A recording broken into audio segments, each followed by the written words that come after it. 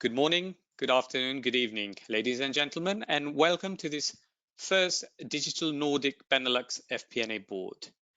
Today we're going to talk about FP&A of the future, adapting to the new normal.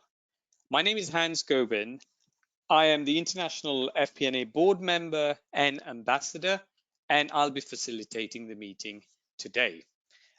It's great for so many people to join. We have 410 registration from 56 countries, and we also have a great selection of panelists. So we look forward to an excellent meeting. Let me just quickly remind you what the agenda is for today.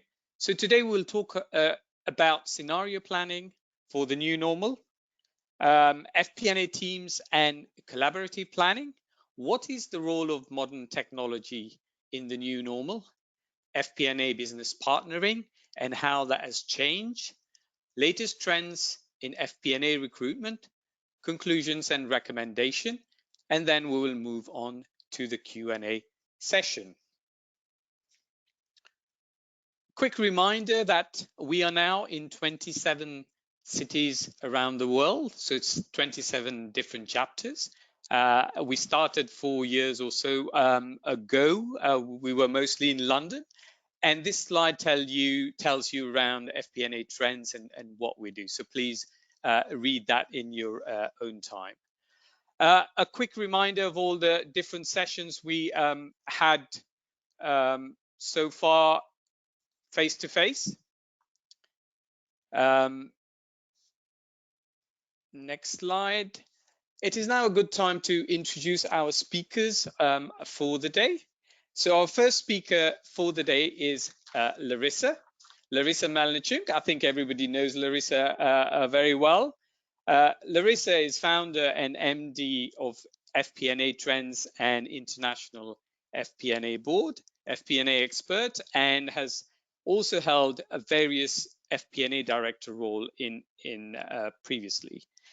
Larissa will today talk to us around scenario planning in the new normal, and also share with us all the different surveys and FP&A board case studies and webinars that we have had lately on scenario planning.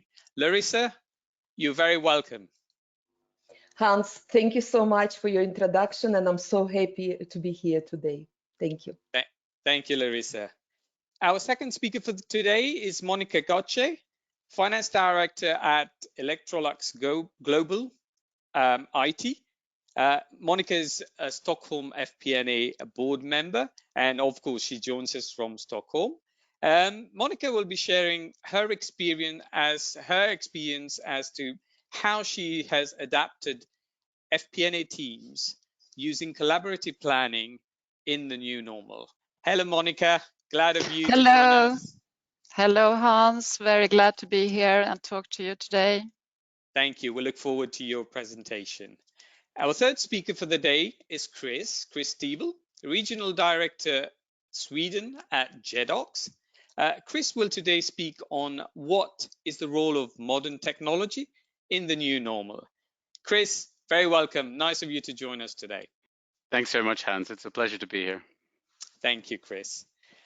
Anders Lindberg is our fourth speaker of the day. Anders is CEO and CMO at the Business Partnering Institute.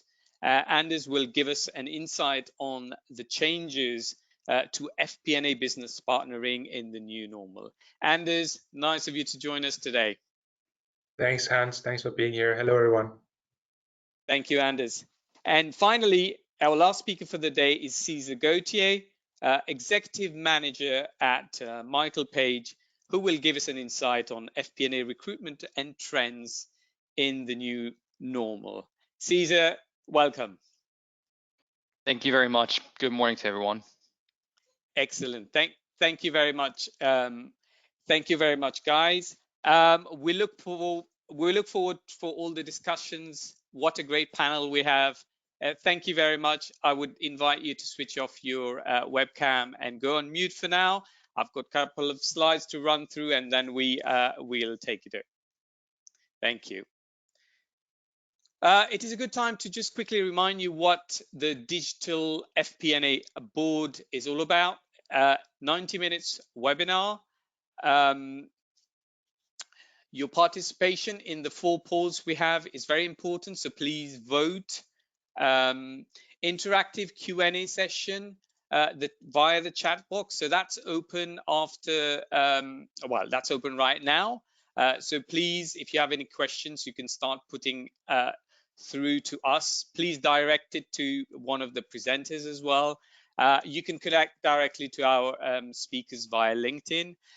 Lastly, very important, at the end, when we close the webinar, there is a feedback survey. So please, your feedback is very important for us. So please do that. It's a good time now to thank our sponsors. So first one is our technology partner, Jedox. Everybody knows Jedox. They are a provider of planning, reporting, and analytics platform. So thank you, Jedox. Second partner today, our recruitment partner is Michael Page, one of the world's leading professional recruitment consultancy. Thank you, Michael Page. Our third sponsor for today is BPI, Business Partnering Institute. And Anders is from there, so he'll give us an insight into it. So thank you, BPI. Now, before we start our first presentation, I would like to just quickly remind you what the FP&A maturity model is, and very specifically highlight the leading stage, which is stage number 5. You can see now, just quickly to highlight how important it has been over the last few months. The fact that, you know, we've gone through coronavirus, etc., and we're living through it in the new normal, that, you know, it is really important to push the boundaries towards the leading stage. So integrated FP&A processes, leading multinational, multidimensional drivers, driver-based model is very, very key. Collaborative planning, and that has to be real-time. Integrated planning, a BI system, automation, predictive, prescriptive analytics is where people are looking at to save time to be able to do on-demand digital planning. Scenario planning is absolutely key, and we've seen that over the last 6 to 9 months. And business partnering, so having a leading business partnering. Just quickly, would like to take you through the 5 facets of new normal FP&A. What does the new normal look like now? So scenario planning, I just mentioned, quick, flexible, real-time, multi-dimensional. Larissa will elaborate a little bit more on this. FP&A teams and collaborative planning. It's got to be multifunctional, multi-skilled, collaborative technology. And Monica will talk to us about that. Technology, on demand, AI and ML, and very collaborative. Digital FP&A, so agile, adaptable, and quick. And Chris is going to take us through those last 2. And finally, FP&A skills and recruitment. So Caesar will take us through the recruitment, but very definitely Anders will take us through the skills, much more importantly around business partnering and what has changed and how, you know, the whole thing comes about. So the first presentation will be around scenario planning, quick, flexible, real-time, multi-dimensional, as I mentioned to you. And again, that's a key thing on the leading stage. I would like to reintroduce or ask Larissa now to join us to give us her expertise on scenario planning for the new normal, especially sharing with us all these case studies and the names of companies that are really pushing the boundaries. So Larissa, over to you. Thank you so much, Hans, and I'm so happy to present on this important subject. And before we start, I would like just to let you know that this presentation will be about what and how, and it will be based on 9 previous meetings that we held around the globe in digital format around the subject of scenario planning, but obviously also based on the previous face-to-face meetings as well. If we go to the next slide, please. It's an incredible environment. I really like to describe this environment for FP&A with help of this uncertainty cone by Paul Schumacher. So something that describes why traditional planning, traditional forecasting doesn't work in this incredible environment. Just my own experience. So I was traveling with 5 meetings in North America from 25th of February to 12th of March. On the 12th of March, I had my meeting in Washington, DC, and I was flying to London. Probably it was the last flight to the UK when things happened. And I remember when at the end of February in Boston, actually, somebody told me, oh, Larissa, actually, probably you have to cancel your meetings in Tokyo and Singapore in April. And I said, no way, we have this plan and we go ahead, everything will be all right. So we found ourselves at the beginning of this incredible time with debt budgets, with absolutely unrealistic forecasts. And this is why, so the cone of uncertainty, we can use our traditional methods only at this part, which is the span of predictability. And span of predictability was already decreasing for many companies from year to year. But with this incredible environment, actually, it became very, very short. So everything about scanning the environment for risks, opportunities, and playing scenarios. So if we go to the next slide, please. Just a quick definition. I think you all know what it is, but I like this one. So it's all about the thinking methods and evaluating the uncertainties and looking at a number of alternative futures. And generally speaking, in FP&A, it started to be used just recently. You know, it's always was a strategic planning tool. And when it started, like in year 1975, I think in those companies and big organizations to be used, it's used only outside drivers and outside scenarios, and it was like the big huge exercise. And FP&A rarely, or management accounting or controlling, how we call it, rarely took part in this. But if we go to the next slide, I would like to give you the introduction to this maturity model. So as I said, we already had a number of meetings around the globe. And every day I have a lot of meetings. We are looking at hundreds of case studies. And case studies that were presented online, those from Amazon, from Deutsche Bank, from Lega Group, from Cartier, from Citibank, and many other companies. So those organizations that I mentioned, they were prepared. So they were at this maturity model, at sensitivity scenario, and sometimes even at impact scenario stages. But all the organizations, they are at different stages at the moment. There are some that were not ready at all. They played just the normal scenarios, the classical scenarios, how we call it, the best, the worst, and the average one. And it was played really high level in Excel without any speed, flexibility, and agility.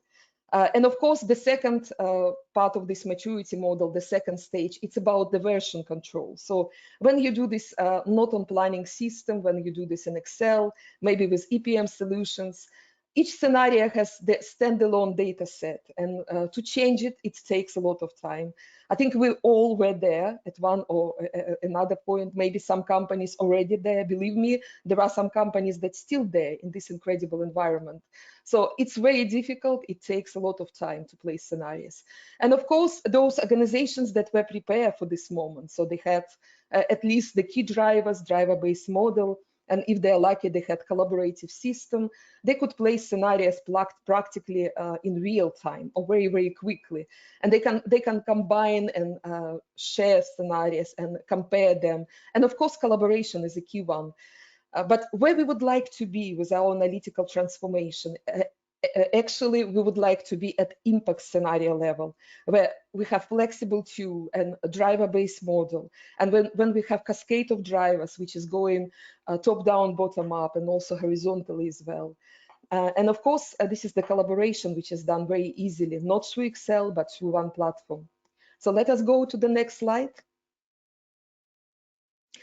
Just a quick introduction about connected or integrated FP&A. I know that in Stockholm, we had the separate meeting around this. So generally speaking, the theory behind this, that we have to harmonize for scenario planning our three main planning processes. So strategic planning process, business planning, and operational planning. And we have to harmonize these through drivers and one platform, not only vertically, but also horizontally as well. So we have to look at this as a single continuous process. And when we have such driver-based model in place and such collaborative tool, and when we understand who are the key business partners, who are those people that collaborate with us, this is very easy to do. And believe me, there are some companies that already do this practically in real time at different levels of collaboration. We go to the next one, please. So just the summary. Hans, at the beginning of the meeting, gave you the evolution, gave you the analytics maturity model, which is a very important part for you to evaluate. But this is the summary of 9 critical and important steps for FP&A analytical transformation in order to be ready for the scenario planning for the new normal, scenario planning that we can play in the boardroom or at operational level, at different levels of your organization, practically in real time. And we can change the drivers, we can change the assumptions very, very quickly. So, of course, it's all starting from a culture. The culture should be ready, and those organizations that I mentioned to you, the culture is very acceptable to change. And they started this analytical transformation process some time ago. It's all about data quality because data integration is important. One of the biggest problems at the moment for FP&A. But even if data quality is not there yet, I think FP&A knows the drivers. Start from simple driver-based model, but define those collaborative parties. So define it shouldn't be crowded process. So we shouldn't be talking to thousands or hundreds of people. So those people that are really critical and important for your collaborative process. Identify the key drivers. There are different methods, and it could be your knowledge, it could be your analytical tools, but also it could be your modern technology, such as predictive and prescriptive analytics and machine learning can start helping you to identify the key drivers.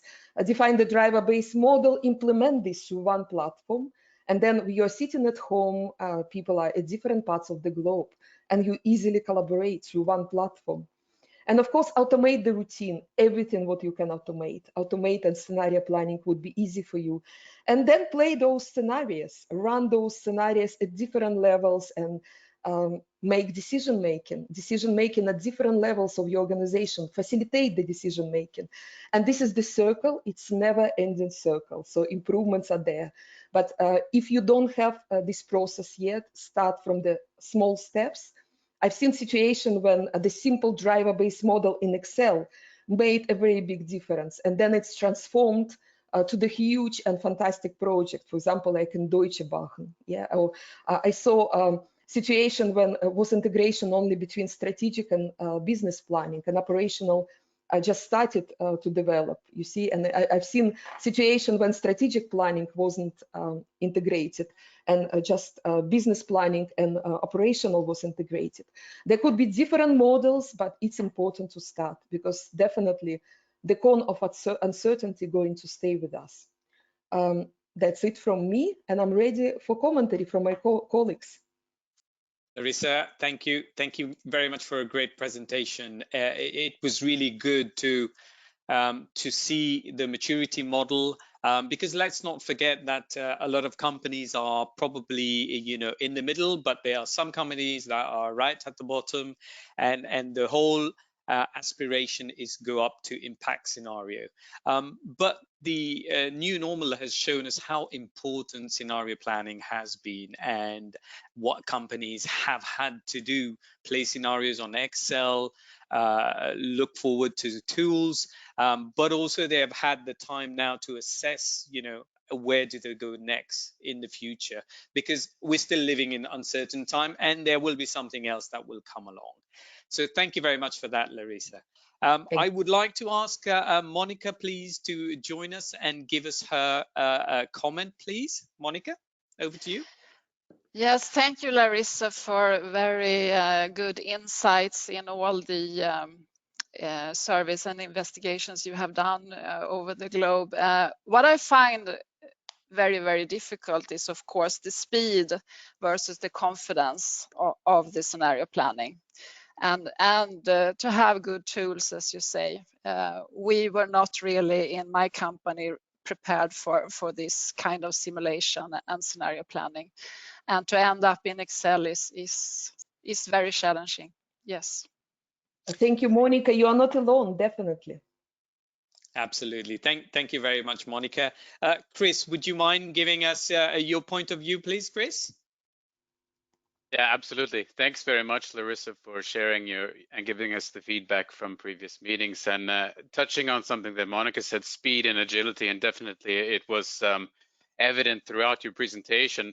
But I think what really stuck with me was this Schumacher funnel, and I think it's very relevant in this case because when we talk about this model in particular, we have today as a point in time, and that was the beginning of the funnel. And then in the future, we have these different scenarios of what can be. And this could be from anything from a maximum to an average to a minimum. And then the further time goes, the further we get from this future perspective, then definitely the margin of error then decreases. And if we look at this cone, it's getting smaller and smaller, thinner and thinner. So our margin of error that we can have in making next steps is getting smaller and smaller. And definitely that indicates that the time to act is now. So thanks very much. Absolutely. Thank you, Chris. Thank you very much, Chris. And Larissa, thank you very much for a great presentation. Thank you very much. It is now a good time to move into our polling question, the first one for the day. So I am now going to open up the first polling question and point that out to our attendees.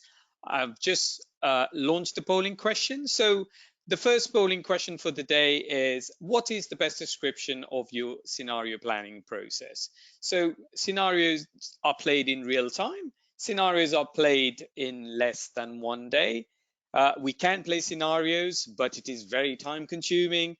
And finally, we are absolutely unable to play scenarios. So please could you give us your vote, please? We've got another 10 seconds or so we could give you guys. So 50%, 55 have already voted. I am now going to close the poll. And I'm now going to share the results, which is excellent. So what we can see from the polling we've just done is that 7% scenarios are played in real time, which is excellent. 18% in less than 1 day, very good indeed. 65% can play scenarios, but it is time consuming. And 10% were unable to play scenarios. Can I ask Larissa to please give us her comment on what we're seeing, and is this something we're seeing around the world? Larissa, please. Thank you so much, Hans, and thank you so much, all our participants, for sharing your journey with us. I'm not surprised at all. Yes, majority of people, majority of FP&A board members around the globe, they can play scenarios, but it's very time consuming. And I think we understand the reasons why. Obviously, the dynamic models it's done in Excel, or it's done in systems that are not flexible enough. So this is the reason. But I'm really pleased to see that practically 25% of 1/4 of yours already able to play this quite quickly in less than 1 day, and even 7% can play this in real time. It's fantastic. And those 10% that are unable to play scenarios, it's quite a difficult time, but I hope you will start your journey. And my advice would be start from the small steps. Start from driver-based model, first in Excel, and then think about collaboration and system. Thank you, Hans. Thank you, Larissa. Monica, comment from you, please. Yes, I'm not surprised. We can play scenarios, but it's time consuming. I think that's 65% telling that's where the majority part of the participants are, and also in my company it's the same. So yes, I'm not surprised, but I think this challenging time have proven that we need to improve and have better tools, probably. Yes. Thank you very much, Monica. Thank you, Larissa. Yeah, the polls are a really good indication of where we are at the moment. But as Larissa highlighted, the 10%, I think we've got great opportunity there to start using scenario planning very shortly. So thank you very much, participants, and thank you very much, panelists. I will now hide the pose. And we move on to our next session, which is on FP&A teams and collaborative planning. As I highlighted early on, it's really got to be multifunctional, our team, and multi-skilled. And we've got to use collaborative technology. And we've seen that over the last 9 months, how people have excelled, learned, and moved on. And again, as we go through wave 2 of coronavirus, COVID, how have people changed their ways of working? Couple of points here on the leading stage. Collaborative planning, business partnering again comes up. I would like to now ask Monica Gotche, Finance Director at Electrolux, to give us her insight on what's been happening at Electrolux around FP&A teams and collaborative planning. So Monica, over to you. Thank you so much. Thank you for having me and getting this opportunity to talk to you about FP&A teams and collaborative planning. My name is Monica Göte and I'm the Finance Director at Electrolux Global IT. Electrolux being a white goods company with brand names like Electrolux, AEG and Zanussi. It's a Swedish group, so head office is in Stockholm and that is where I'm based. Though my team is spread out over Europe. So I will start with a quote from Henry Ford. Coming together is the beginning, staying together is progress, and working together is success. So it's all about working together in a good way, isn't it, with our teams. So Hans, next slide, please. And very challenging times, and how do you do that in a good way? So in Electrolux, the normal financial year is that in the springtime, we do a long-term strat plan, 5-year, where we look at the roadmap to come, the main investments, the main projects on a very high level. Then we update our annual plan, we do forecast 1, 2, and 3. And during autumn, we spend quite a lot of time in doing an annual plan for the next year. That's the normal, and that, of course, a lot of ad hoc reporting and things on top of that, but that's a normal financial year. So how have things changed? So when we came into March, time for a strat plan process, we said that there is no point. It's too much uncertainty. So we can't do a strat plan for the coming 5 years right now. Instead, we had a lot of scenario planning, as Larissa talked about. So what if sales drop by 10%, 20%, 30%? What will that do with the EBIT of the company? Cash flow, it was a lot about cash flow planning and cash flow scenarios. What if our main customers can't pay? What will happen with the rating of our group? The ability to actually finance ourselves on the market. And of course, this was very, very stressful for the team because things were changing so fast. We spent a lot of time doing these scenarios and as I said, we didn't have super good tools, so a lot of in Excel. And then the next week, it was obsolete, new reality. This was last week. Now there are new reality, new scenarios. But I must also say that for a finance person is more interesting because it's forward-looking all the time. So if you can adopt and be flexible, you will also find it very interesting. And I must say that the Fpna teams are in the center of a company in these times, more important than ever. Then we also did forecasts, but we built in a lot of mitigation actions based on these scenarios. And we also, during autumn, did an annual plan, but a very special annual plan for next year with a lot of flexibility scenarios in the plan, like freeze and release. What if the worst thing happens? What can we then freeze in terms of cost? And on top of this, a lot of ad hoc reporting, of course. And next slide, please. As a leader, how do you handle this with your team? So I must say it's like a change management process. There are so many questions from the team and worries. This is not my normal job. What happened with that? What will happen with my job? What will happen with the company? Will the company even exist? All of this you have to take your team through and have engagement and have them to be, to come through this in a good way. So communication, communication, and communication. I start Monday to Friday every day with a team meeting.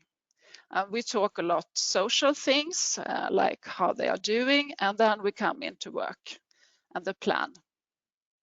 And a lot of frequent touch points, a lot of one-to-ones, and to be available as a leader. It's very, very important. And when you come into competence then and skill set of the team, what kind of creature, as this animal to the left, should you be? Yeah, I think we have to look even more for true business partners, to have really commercial finance people. Be close to the business, understand the business, see the big picture, and of course be flexible and analytical. And more than ever, I think that IT and finance meets. You have to be IT savvy as a finance person. And by this competence, I will also touch a little bit on the tools on the next slide. With all this frustration in the team and things happening so fast and new reality all the time, tools are very, very important, of course. And the collaborative tools that you can share files and so on, that's normal. That has to work, otherwise it's impossible. But then the scenario planning tools, as we discussed, to have real-time scenario planning. Well, in our company, we're not really there yet. Can you take help from data science? Can they do some trend analysis? And I think it's more important than ever that you have automated the transactional processes, so you don't have to deal with that. And that we have good, we have really good automation in Electrolux with some RPAs in our shared service centers, etc. So that have been working really, really well. And yes, celebrate with your team when you do achievements and when you have finalized these scenarios and when you have done the very time-consuming annual report with a lot of scenario planning. So we started up after summer by having people ordering food through Foodora or Uber Eats, having a digital meal together, comparing food, chatting, having a good time. Also, you can have walk and talk meetings. You can meet up if you are in the same city and walk and talk. You can have your one-to-one with your team members like that. To have after work, having drinks, fika, as we say in Sweden, have coffee breaks, digital ones, and just so you can connect, get the team ship together, feel that you are close even though you are not really physical, and celebrate. And by that, I want to thank you for your attention. And again, very happy to be here. And I invite you to ask questions, of course. Thank you. Thank you. Thank you very much, Monica. Great presentation. I like what you guys have done at Electrolux, and I think the key thing for me that comes out is that a morphed animal that you brought out all the different skill sets is really excellent. So thank you very much for that. I would like to ask Larissa to give us her opinion on and pointers on the presentation, please, Larissa. Thank you, Hans, and Monica. Thank you so much for sharing your fantastic story. What I would like to add to this one, that it becomes obvious for FP&A teams and collaborative planning that there are two things for us to remember in FP&A. You're probably already familiar with the new term. It's a new term, but in reality, it's already happening. It's called Extended Planning and Analysis, or FP&A, the term that was recently introduced by Gartner. In reality, what it means that FP&A goes beyond of just finance. So it's not only our collaboration with our team members and with the heads of FP&A and CFOs and finance directors, but obviously collaboration with those key people. But as already mentioned in my presentation, it's important not to make this crowded in order to make this effective. So the old method, when we plan and forecast and practically on the granular level by cost center and profit center. So at the moment we are talking about strategic business units that make the difference. So they should be part of this process. So it would be my short addition to this. Thank you so much. Thank you, Larissa. Thank you very much. I would like to ask Caesar to give his point of view as well. Caesar, if you can, please. Absolutely. Thank you so much, Monica. And I think, like, basically my take on this is more from a recruitment perspective as well. I mean, aspects that I will touch upon myself in a few moments as well. What we see on our basis, and this is what Monica says, is that there's a key need for technically strong finance professionals on an IT, AI, data perspective, as well as for their capacity to partner up with different individuals in the business, communicating with non-finance personnel, which is, I think, something that came across very well in your presentation, Monica, as well, not only from a leadership perspective, but from a more of a FP&A specialist level as well at the same time. So that is my main takeaway. Thank you very much, Caesar. Thank you. Monica, thank you for a great presentation. Thank you very much, both. Thank you. Thank you. We now move on to polling question number 2 for the day.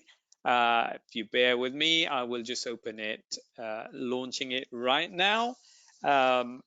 And our polling question 2 is around which of the following statement best describes your FP&A team's business engagement?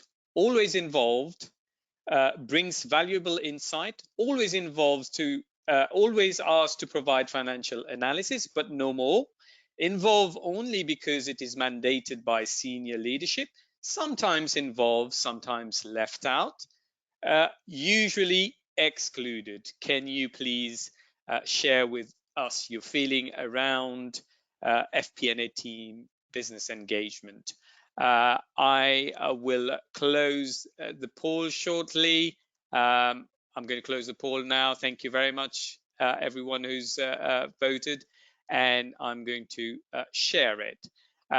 So what do we see? 38% always involved, brings valuable insight. 31% always asked to provide financial analysis, but no more. 8% involve only because it is mandated by senior. 22% sometimes involved, sometimes left out, and 1% usually excluded. Monica, would you please give us your comment on what we're seeing here? Yes, I'm happy that usually excluded is only 1%, of course. As I said, I think the FP&A teams are really important in these special times and very much demanded. So 38% bring valuable insights, that's good, but 31 provide financial analysis, but not more, yes. So how do you change that then, that you can also bring valuable insights and take a seat at that table, so to say? That's my take on that, yes. Thank you very much for that. And Chris, what's your opinion on what we're seeing here, Chris, please? Thanks, Hans, very much pleased to see as well that the majority of folks are actually involved. I think what would be indeed interesting would be to benchmark this against the same question, say 1 year ago, before the crisis hit. And I think that this would have been more skewed towards the bottom with less involvement. But I think this number will in the future continue to increase as well. Absolutely. Thank you very much, Chris. Thank you, Monica. And as you both mentioned, having 78% odd, involved. And if you add the 22%, that's 99% involved. That's excellent. Excellent. Thank you very much, the participants as well, for giving us your opinion on the poll. I will now move on to our next presentation. So here I'd like to just quickly highlight, we're going to talk about technology, which I mentioned, on demand, using AI, ML, collaborative planning, but also thinking of that digital FP&A function where everything is agile, adaptable, quick, so going towards that leading stage. And I've highlighted on that leading stage quite a few things here, so guys, you can have a look at your own time. And without further ado, I would like to ask Chris Stiebel, Regional Director at Jedox, to talk to us around the role of modern technology in the new normal. So Chris, over to you when you're ready, Chris. Yeah, thanks very much, Hans. Nice to be here. Nice to speak for all of you. I'm not going to say speak with you because you're all on mute. Chris Stiebel again, Director for Jedox in Sweden and Norway. Before I get into my presentation, just wanted to mention that also prior to joining Jedox, and who's the technology provider today, I have also a little more than 10 years of experience in various FP&A roles. So my background being from finance, roles ranging from planning analyst up to group CFO at one of my roles. So a lot of hands-on work in the finance department and specifically with technology, which led me towards actually the technology side and providing that sort of hands-on knowledge and personal feedback to people in the finance community on a broader scale. The quote on the screen that you see, it's a professor from the US. I think he's from LSU, if I remember correctly, Leon Megginson. This quote often is accredited to Darwin, but that's not correct. It was Leon Megginson. It is not the most intellectual of the species that survives. It's not the strongest that survives, but the species that survives is the one that is able best to adapt and adjust to the changing environment in which it finds itself. I find this quote interesting because it's not necessarily saying that you need to be the strongest or the fastest, but you need to have a willingness to change. And I think that that change definitely needs to come now in the circumstances that we're seeing at present. Moving into the next slide. What is the new normal? So to define the new normal, I've sort of listed a few pieces here. I think you'll all recognize this. Working around the digital workplace, basically, it means working from anywhere or any device, being always available. It means collaborating online, digital meetings, and definitely these digital meetings, not just internally, but also externally, which moves us down into the digital marketplace. I have listed here some consumer brands, but definitely this also has to do with business-to-business meetings as well. I think a lot of us are seeing more and more meetings with customers, meeting with service providers or with our suppliers and business partners, happening more and more on those digital platforms that we've seen, and even more and more the maturity to make business decisions based on these digital meetings without ever having met a person in real life is definitely increasing. So we see more and more buying decisions being made without actually meeting or touching a product in physically. Moving around to the top of the second row and financial uncertainty, definitely the majority of industries have seen an increase in instability. For some, that could be financial hardships, and for others, it could be extreme supply and demand. It could be also a benefit for some industries, but definitely it's become more difficult to know what's coming around the corner for the majority of industries. And then moving down, basically to summarize all of this, it's a shift in the way that we do things, or a shift in global expectations, or a global transformation, changes in behaviors. I read an article recently that actually mentioned we can gain some solace when we look to the past. A lot of modern day technology or innovations are actually a product of some kind of pandemic or some kind of scare, some kind of large scale crisis. So definitely there is a positive spin on things as well, not to downplay the negatives, because those are certainly not to be seen lightly, but just to say on the other side of the coin, there's a positive side as well. And as a company, as a professional, I think we have to think about the situation and to try and figure out how can we take advantage of it, how can we benefit from it. As I mentioned, there's always benefits, positive sides as well, but we need to definitely have an agenda. We need to have an agenda for change. And I think this is the mindset of many successful companies and individuals. And in the midst of all of this, we see global transformation, and we see an acceleration of digitalization and digital transformation, which would then segue us nicely into the next slide. As a part of all of this, I think this is definitely not a new trend, but definitely has accelerated the shift to the cloud. So cloud adoption and cloud maturity has definitely accelerated again. A lot of people now needing to work from home need to have this cloud available. So this thus improving availability, flexibility, and scalability of our tools and solutions, and having these Zoom, Skype meetings, for example. Moving down, then cloud also gives us access to some really cool services and functionality, which are fueled by robots, RPA or machine learning, and algorithms provided by artificial intelligence. Which then leads me into the next box, which is, I've coined here XaaS, meaning everything as a service. I think you've heard the terms software as a service, or SaaS, and some other terms as well. But here, I think everything as a service is becoming more and more popular. I have some consumer brands here, Spotify, Netflix, Microsoft. But more, it means that now as a subscription, we're being offered more and more solutions, not just software or intangible products, but also physical goods and services. But more and more is being packaged as a subscription. So giving you more and more of the solutions that you need without the hassles of owning that yourselves.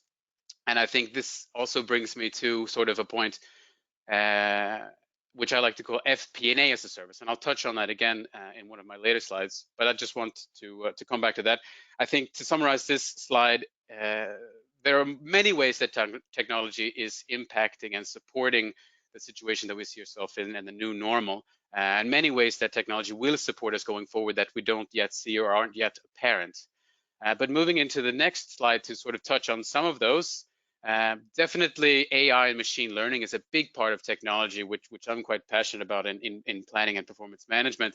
AI and machine learning, it's no longer just speculation or sort of something that would be cool to have. Companies on the market are actually using AI and machine learning in their FP&A functions. You see some examples here from different customers, like Mitsui Chemicals in Europe, Apex Hotels in the UK, and ServiceMaster in the US. Global companies with local companies using these for predictive budgeting and forecasting, for predictive planning, scenario modeling, as well as customer KPI data. So not just financial data, but more and more of the non-financial data being utilized here as well. And what are some of these customers saying? The director of performance controlling at Mitsui Chemicals, for example, is quoted saying, "We can plan at a level of detail that was not possible before. We can achieve very accurate forecast values, and also see a lot of potential for further optimization and automation in the future. Optimization, excuse me. The head of the FP&A from Apex Hotels says, we've now got a cost-effective AI engine that can meet or exceed the performance of even our most expert human forecasters. And last, the FP&A manager at ServiceMaster says, using AI, we have gained quicker insights with a higher confidence level into relevant customer features, not only looking at financial measures, but also looking at customers from an HR perspective or a marketing perspective. With faster predictions, we utilize the results much quicker to determine and make changes in our business processes in real time so that we can see the results even faster. So I think the benefits, to summarize this, are quite clear, that it's gained through AI and machine learning a much higher level of granularity, speed and accuracy, and also I really like this better than human concept as well. Rolling along into the final slide in my presentation, and this is more something in closing as a wrap up, something I'd like to leave you with, a reflection point. What might the future look like? And one thing I mentioned earlier, FP&A as a service. What does FP&A as a service mean to you? Definitely is not necessarily the same thing it might mean to me, and what it might look like. But important to think about is more and more of the FP&A role is automated or replaced by algorithms or systems or tools or robots. What we need to think about as finance professionals is, how do we continue to drive improvement and strategic initiative? How do we justify our existence in the organization?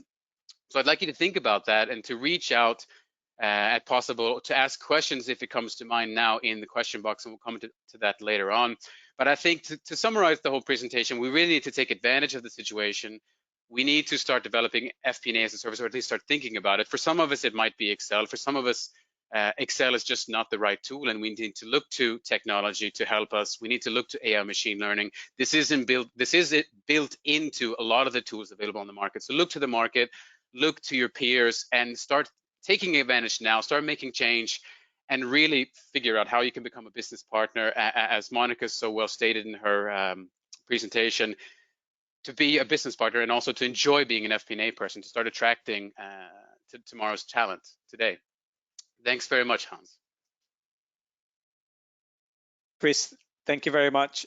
Excellent presentation. I like the way you started it, but talking to us about what does the new normal look like, and then move into technology, and then finally just talking to us around FP&A as a service. That was excellent insight. Thank you very much for that. I would like to ask Larissa to give us a point of view, please, Larissa. Thank you so much. Thank you, Hans, and thank you, Chris. Fantastic presentation and great summary of what is happening right now, the place that we call digital FP&A. The interesting thing that the companies are so much around this maturity model that we just displayed at the beginning of this meeting, that sometimes companies may think that, no, it's not happening yet. It's still early stages.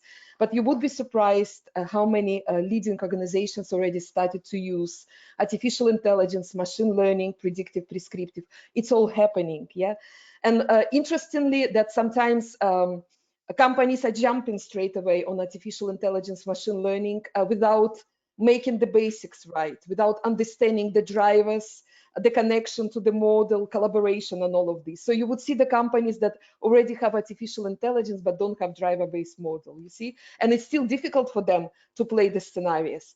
So my quick reminder to this, that please remember, and I would like to quote here Garry Kasparov, the world's leading chess champion, and I'm rephrase his formula for success for artificial intelligence. So please remember that artificial intelligence, machine learning, or machine intelligence, it should be combined with human intelligence and with very, very good process. And this is a quick reminder to all of us in FP&A that just, it's not a miracle. And until we don't create this process and the platform, it would be very difficult to make it successful. So please remember human intelligence and process. So that's it. It would be my comment. Thank you very much, Larissa. Thank you.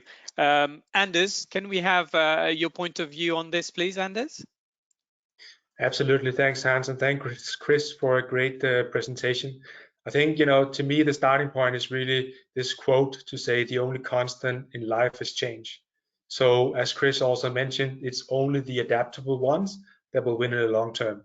And, it's been like this in, like forever, but the new normals just keep rolling at us and just keep reminding us how important this is.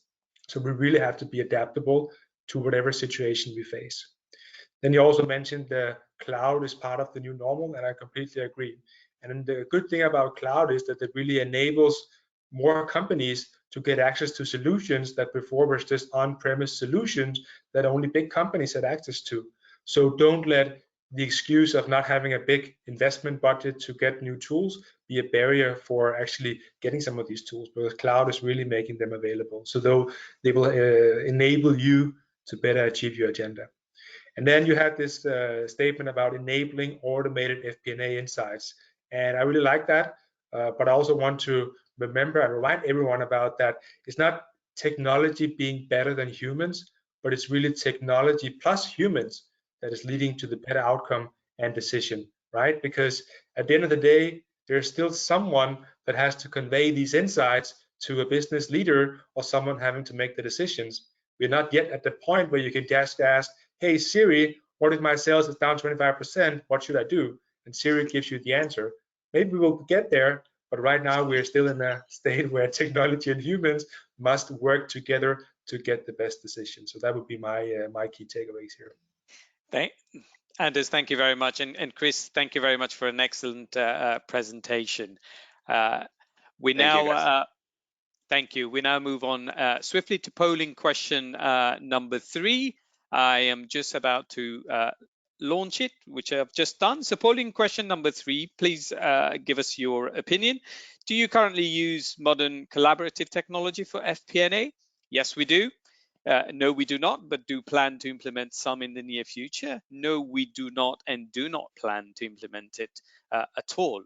I will give you guys another few seconds to vote.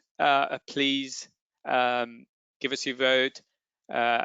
I am now going to close the vote. Thank you very much, everyone, for voting, and I will now share it. So in terms of answers, what have we seen? 37% say, yes, we do use collaborative technology. 43% no, we do not, but there is plan to do so. And 20% we do not, and there's no plan to implement any of this. Chris, can you give us your point of view as to what you're seeing here is correct, or you've seen that before? Yeah, absolutely. I think what's really important is the 20% that says no and we don't plan to. Definitely, this isn't a one size fits all. Certainly, there are companies in there are industries, there are company sizes where Excel or something else still might be the best model. So we can't necessarily rule out that this still might be the case for many. But also, it's great to see that the other 80%, 43% saying no, we do not, but we plan to implement in the future. I think for those 43%, I would just advise them to really look to your peers, look to the market. Don't settle on what you already know about today. So really look out. There's a lot of things out there. Look around, shop around, as we say, and really just make sure you do your homework before settling on one or two vendors to look at going forward with. Thank you very much, Chris. Anders, your point of view, please, Anders. Yeah, I think, clearly we need to go down this path of having technology that can enable us to better collaborate both across the company, but also inside of FP&A. And I'd say to those that do not plan to implement it, maybe now is a good time to update yourselves on what's actually available in the market, because new solutions come to the table all the time. And it might not be a big hassle to actually implement them. It could be something you can do in a day, and then you are going on a minimal viable product. Don't think 10 years back to your very cumbersome ERP implementation. This is something else. So there's nothing that should really stop you from getting going today. So whoever is not thinking about doing this, maybe you want to revise your thinking a bit and at least explore what's out there. Thank you very much, Anders. Thank you very much, Chris. I will now hide the poll, and we move on to our next session. So our next session, we're going to be talking about FP&A skills, much more so around business partnering. And again, you find this very high on the agenda of that leading stage on our FP&A analytics maturity model. And here today with us is Anders, as you've heard him. And Anders is CMO and CEO at Business Partnering Institute, and he will take us through business partnering. Anders, over to you whenever you're ready. Thanks a lot, Hans, and thanks for having me. Happy to talk about business partnering, which is really everything I do. So you can discuss with yourself if that's sad or that's funny, but at least this is what I'm passionate about, helping finance professionals succeed in this area here. So what is really different with FP&A business partnering in the new normal? I think the key thing here is that the demand for good business partnering is bigger than ever before. Why is that? It's because uncertainty has never been greater. The pace of change has never been faster, and the stakes for making the right strategic choices in the company has never been higher. Add to that, most partnering today has to be done virtually. That's the world we live in. So how can we be good business partners? Well, first, we need a common understanding of what business partnering is in our company, call it a framework. So I've brought one definition here for you. Business partnering is insights times influence that equals impact. Insights, you also saw Chris talk about that. It's when we have information that our stakeholders do not know about, but can help them better decisions. That's how we challenge them with new perspectives. Influence, it's about being customer-centric, internal customers and external customers, to get their buy-in and acceptance for what we want to do. And impact, in most companies, it's about maximizing shareholder value creation. How do we do this? Well, we drive performance management, we optimize the existing business, and we grow tomorrow's business. This doesn't work without influence, so we do that by building trusted relationships, developing business acumen so we can speak the language of our business stakeholders, and being assertive in our communication, always making sure they know we are there to help them, but communicate with confidence. Then we have impact, which is better decision making and stronger execution. Now I know many people tell me, Anders, we've seen this before, we know high level what business partnering is, but can you share some concrete examples of what it really looks like in everyday life for an FP&A business partner? So today I've brought to you a lot of different examples of how I have done business partnering in the past, fitting into all these boxes here. So if we move to the next slide, Hans, let's dig into it. So driving performance management, I did that by changing the perspective from a financial perspective to a business perspective. So in my latest role as a business partner, I created what we call a monthly business review with my product managers, and we talked about their plans, their business drivers, how they were doing, what gaps do they have to target, and how could we improve. And they loved it, because now we were talking about what mattered to them. We were talking about leading indicators for financial performance. So that's one. Second, we also worked on optimizing the existing business. We took a look at our feeder network, which is basically short sea shipping of containers, and we saw that by making a few changes and collaborating better with external parties, we could actually save up to $10 million. We could either bank that on the bottom line or lower prices a bit to gain more volumes. Hugely valuable. How can you grow tomorrow's business? Well, once I was working as a finance manager together with a commercial manager who was doing drilling contracts, $500 million contracts. And they were not quite sure how some of the escalation matrices they had in their contracts would impact the revenue for the future. So we did some analysis comparing market trends with salary developments and figured out exactly the way the mechanism should be structured to gain more revenue. And we gained $5 million more revenue on those contracts. That's how we could contribute to growing tomorrow's business. Influence. Now, influence is more difficult in the new normal. It's just more difficult to influence people in a virtual environment. Now we're sitting here on a webinar, I can just see myself. I don't know what you guys are thinking out there. Of course, we can do videos so we can see each other, but it's not the same as being in the same room. Still, I recommend, for instance, if you have a new stakeholder, take them for lunch or do a virtual coffee and ask them what's important to you. How can I help you? Share your plans and I'll take a look at it. That's what I did when I took up a new role. And they basically thought, hey, here's a guy that wants to help me. Let me see what he can do. And of course, it's up to me from there to do it. Development business acumen, again, can be difficult if you cannot go out into the physical world. But if you can, go see where your product is either made or distributed or sold. So I went to a terminal to see how containers came in from the ships, were lifted down on trucks on rail, and then transported out into the distribution network. And then communicating assertively, especially if you're in a new role, how are you going to do that? Well, make sure you know the key pain points of your stakeholders and then bring them in to your monthly P&L review. Share the financials, but also share insights on how it can be improved. I did that for my first P&L review in my latest role, and my stakeholders told me it's the best P&L review we've had in years, because I didn't focus so much on the financials, but rather on what's important to them. That's the help that they would like. And then you get impact. So in my latest role, one of the product managers I supported, he won the award for Turnaround Product of the Year, $100 million EBITDA improvement year over year. He told me we could not have done it without our business partner. And last but not least, how do you drive strong execution?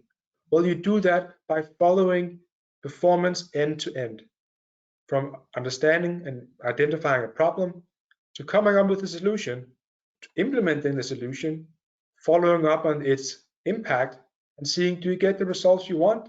If yes, can we do more? If no, what can we do instead? We did that when we were tasked with saving 10% on a $40 million startup budget for 2 drilling rigs. And we saved $4 million simply by doing this rhythm. That is FP&A business partnering in real life.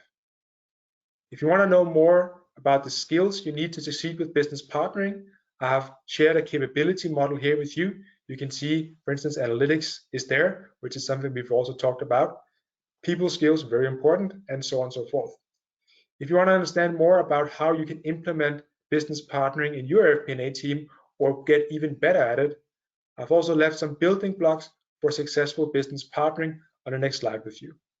So take some time off for your own, go through it, and if you want to know more, you know you can always find me on LinkedIn. So happy to have a talk from there. Thanks a lot for having me, Hans, and happy to take any reflections and questions. Anders, thank you very much for your presentation. Excellent piece of work, and thanks for sharing that business partnering formula, but more importantly, your own personal experience around the formula, and also for leaving us with a couple of models at the end there that I'm sure the participants will find it very, very useful. So thank you for that. I would like to ask Monica to give us her quick point of view on the presentation, please. Monica? Yes, thank you, Anders, for your insights and your sort of formula how to do this. We talked about business partnering forever, it seems like, and it's more important than ever in this challenging time, I would say, to build this trust and confidence so you actually get invited to the table. And if you don't get invited to the table, invite yourself. I think that's important. Don't be shy. And I think also what you said, be passionate about the business, be engaged in the business, talk about business, don't only talk about financial and reports and figures. Show that you are really, really interested in the business, and I'm sure you will get invited to the table next time. Thank you very much, Monica. Chris, your opinion, please. Yeah, absolutely. I think I just like to say that thanks, Anders, and I really like Anders. I do follow him personally on LinkedIn as well. And what I like about Anders is that he has a very pedagogical approach to things, and he has a real knack for taking very, very complicated or complex issues and breaking them, probably because he's from Denmark, and breaking them down into very, very small stackable pieces, like Lego would have turned the Death Star into over 4,000 pieces. So I think it's really nice to see the slides here, and it's definitely incorporated here that you take something as complex as business partnering, you break it down into building blocks, and then you show us how you personally did that in some experiences. So it was really, really nice to hear your experience. Thanks for that, Anders. Thank you, Chris, Thanks, Monica. and what a great comparison there. So I'm sure Anders would have loved that as well. So thank you both. It is now a good time we move on to our next polling question. Anders, thank you very much, and Chris, thank you very much. So our last polling question of the day, I'm just about to launch this, is around how would you describe your current FP&A processes? Are they static, not predictive? Have some predictive elements, some drivers? Are they fully driver-based? Are they digital, using automation, predictive analytics, as well as ML? So machine learning. So please vote. I will give you guys another 10 seconds or so, and then I will close the poll. So another couple of seconds. Thank you. And I'm just about to close the poll, and I'm going to share the answers with the attendees as well as ourselves. So 13% say it's static, not predictive. 73% have got some predictive elements. 11% fully driver-based, and 2% digital. I would like to ask Anders. Anders, what do we see here, Anders? I think it's great to see that we are moving into the predictive realm here, because that's what decision makers want. Don't tell me what I already know. Tell me what I should do about it. Tell me what would happen if we do X, Y, Z. So this is critical. But I also want to see more moving into a fully driver-based model, because when everything is so volatile, all we have is our drivers. It doesn't make sense to predict a P&L in 100 lines and the balance sheet even more. Stick to a few key drivers and let that run your machine, so to speak, because that's really all we have. Anything else doesn't make a lot of sense. Thank you very much, Anders. Really good insight. Larissa, your point of view on what we're seeing here, Larissa, please. Thank you, Hans. Thank you to all our participants for voting. No surprise here at all. The majority of you have some drivers. We call this partially driver-based model. Very traditional way to look at things, but obviously it's not going as far in terms of the new normal. But I'm very happy to see that 11% have fully driver-based model and 2 already digital and automated. So it's very easy to meet the new normal rules. So no surprises, the trends are global. Thank you. Thank you very much, Larissa. Thank you very much, Anders. I'm just about to hide the poll, and we will now move on to our final piece of presentation, which is around FP&A skills and recruitment, but much more around recruitment and what's been happening in the new normal, very definitely in the sort of geography that we're talking about today. So Cesar, over to you. Cesar is Executive Manager at Michael Page. Cesar, whenever you're ready. Thank you so much, Hans. Good to go on my end. So if we kick it off with the first slide, if you're kind enough, thank you very much. So we've broken down the presentation into geo areas.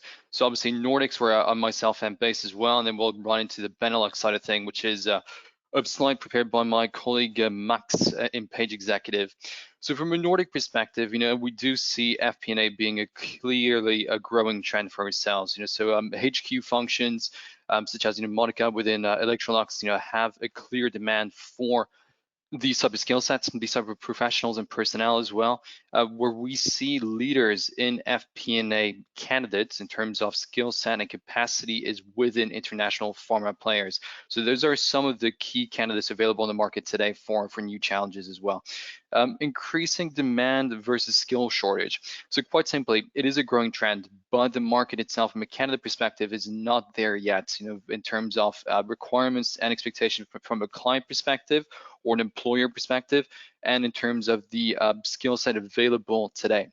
So what we do see is that there's an increasing demand, for business partnering, what I would personally call the value creation, from a finance perspective, things that everyone have touched upon throughout their presentations as well.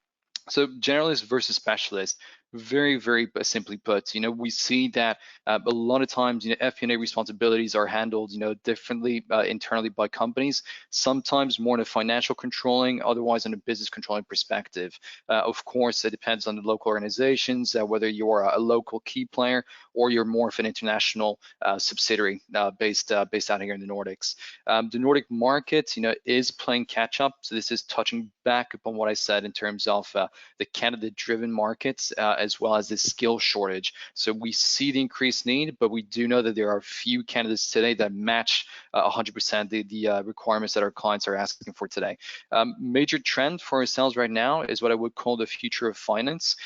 So that is clearly something that we do see as a big, big ask for ourselves.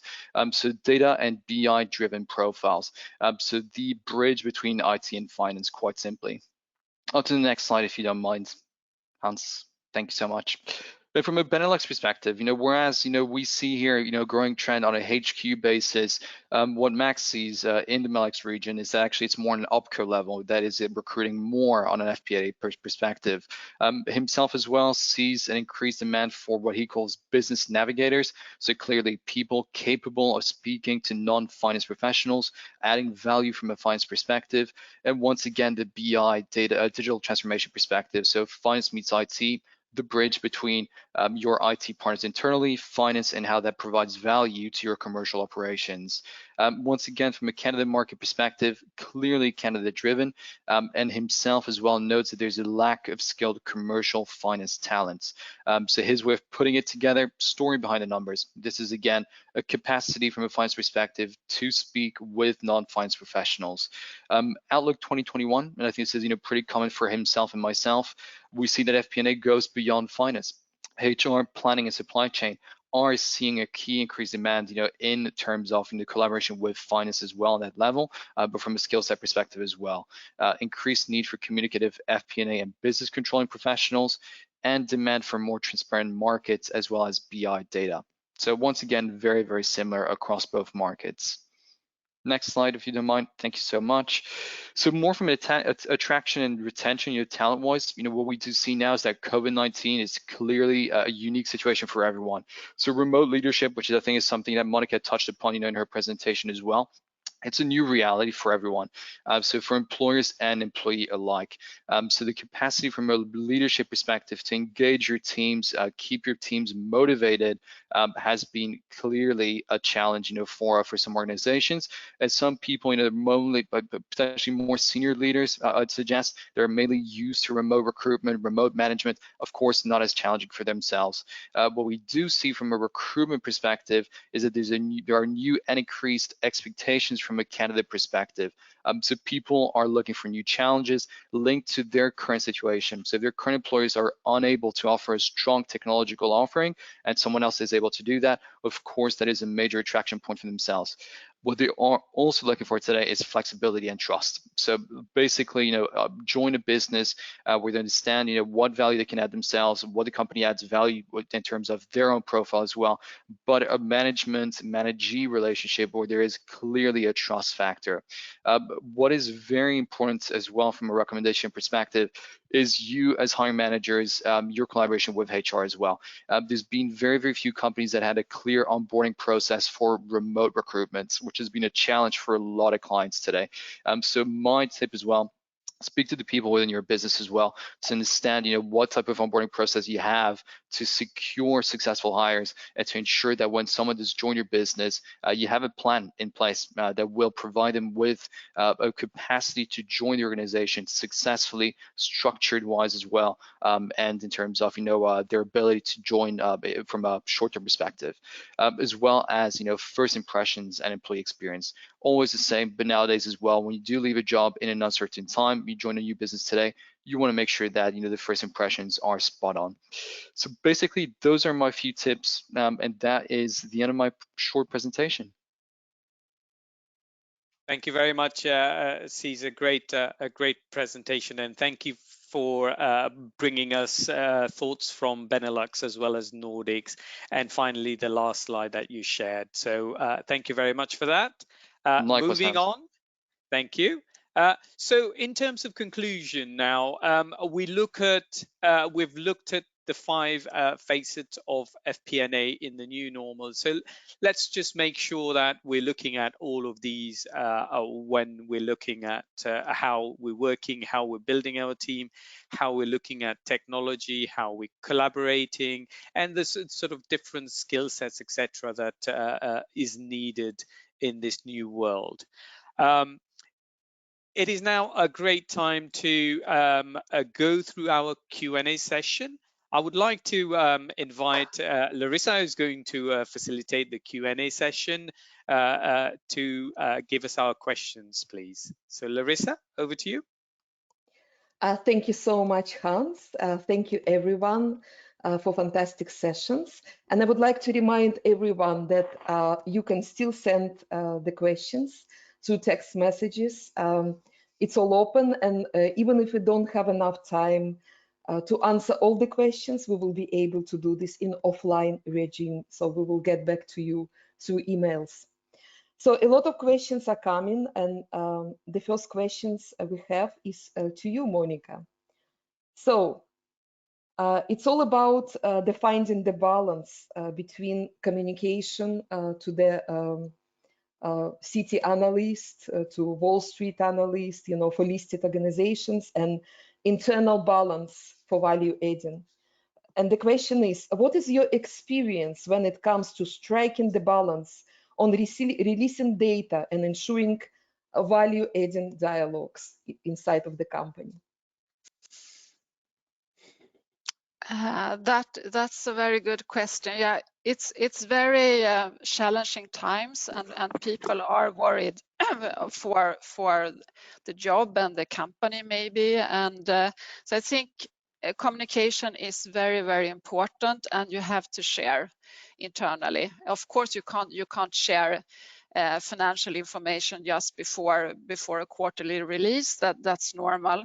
What we have done in Electrolux is that we have had digital touch points, like town hall touch points. So every month we had to start with, but now it's more like quarterly. Maybe it will be every month now as well, as things are getting worse with COVID. So there you can ask questions. We talk about how things are going, how the market look like, everything in order to communicate with all employees. I think that's very, very important. Thank you so much, Monica. I would like to add that it's one of the reasons why budget is still so high on the agendas of people, because this is the mean of communicating to the market, especially for the listed companies. But many companies already started to overcome this barrier, you see, so it could be quite political, isn't it? So thank you so much, Monica. The next question is to Chris. Chris, and it's about your excellent new term that you introduced, FP&A as a service, you see, so a lot of excitement about this term. So the question is whether there is a real difference or insight when we think about FP&A product or FP&A service. So what would be your insights on this? I don't think there's any black and white answer to that question. It's a good question, but when I think of FP&A as a service, I think, or as a product, it's more or less the same thing.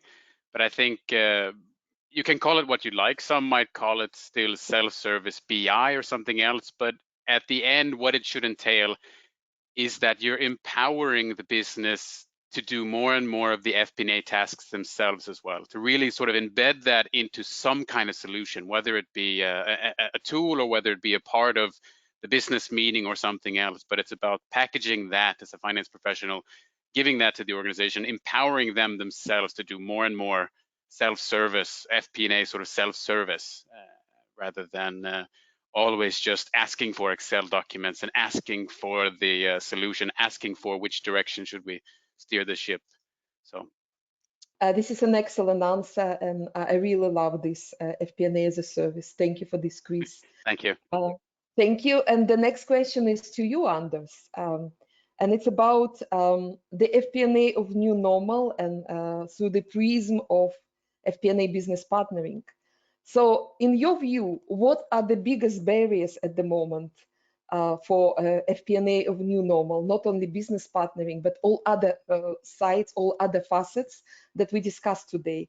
Is it really technical capability or feasibility or more cultural or more lack of foresight competencies within the organization? So what is your view?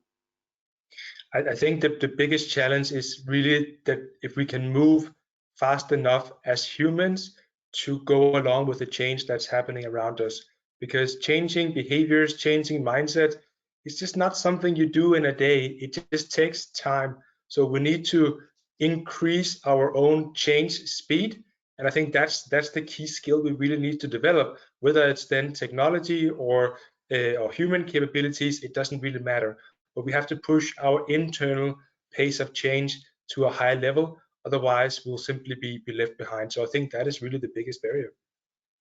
Thank you so much. Thank you, Anders. From my point of view, I would like to add that obviously we're still so much married to this traditional budgeting culture that is connected to compensation, that is connected to external communication that we just decided. It's one of the biggest barriers that I see.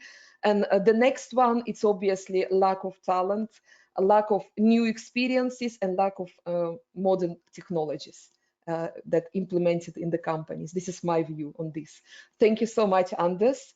The next one is to you, Cesar.